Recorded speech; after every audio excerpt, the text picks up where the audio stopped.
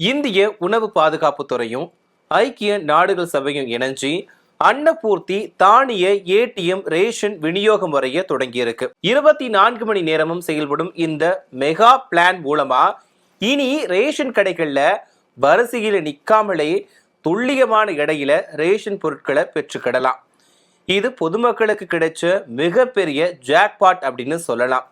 அதாவது இந்தியாவில் பொது விநியோக திட்டத்தின் கீழ் தகுதியுள்ள பயனாளிகளுக்கு உணவுப் பொருட்களை எந்தவித தடையுமின்றி வெளிப்பட தன்மையோட வழங்கும் நோக்கத்துல அன்னபூர்த்தி என்ற தானிய ஏடிஎம் திட்டத்தை இந்திய அரசு அறிமுகப்படுத்தி இருக்கு. ஐக்கிய நாடுகள் சபையின் உலக உணவு திட்டம் மற்றும் இந்தியாவோட உணவு பாதுகாப்பு துறை இணைஞ்சு உருவாக்கி இருக்கக்கூடிய இந்த நவீன தொழில்நுட்பம் ரேஷன் விநியோக முறையில ஒரு மிகப்பெரிய மாற்றத்தை ஏற்படுத்தி இருக்கு. பொதுவா ரேஷன் கடையை பொறுத்த வரைக்கும் நீண்ட நேரம் வரிசையில நிக்கணும், இடையில முறைகேடுகள் நடக்கும். அது மட்டும் இல்லாம தரமற்ற பொருட்கள் கொடுப்பதால் நிறைய புகார்கள் இன்னைக்கு வரைக்கும் இருக்குது. இந்த நீண்டகால புகார்களுக்கு நிரந்தர தீர்வு வழங்குறதே அன்னபூர்த்தி திட்டத்தோட முதன்மையான நோக்கம்.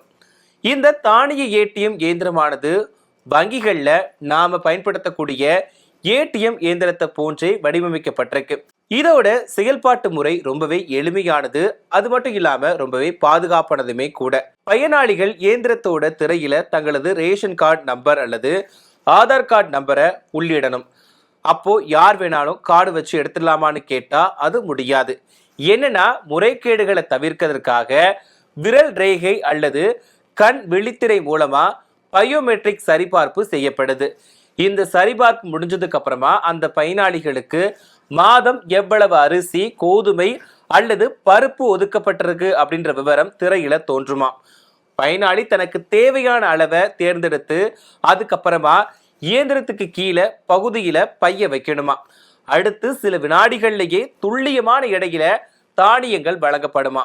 இந்த திட்டத்தோட ஸ்பெஷாலிட்டி என்னன்னா இது 24 மணி நேரமும் செயல்படக்கூடியது.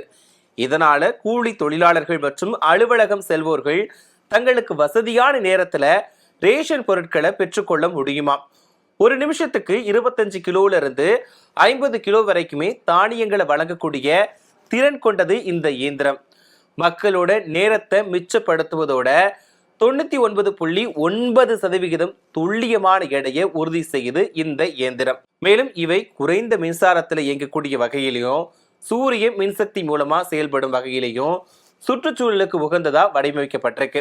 பயோமெட்ரிக் முறை பயன்படுத்தப்படுவதால தகுதியான பயனாளிகள் மட்டுமே பொருட்களை பெற முடியும் என்பதுமே போலி ரேஷன் கார்டுகள் முழுமையா தகர்க்கப்படும் அப்படின்னும் நம்பப்படுது.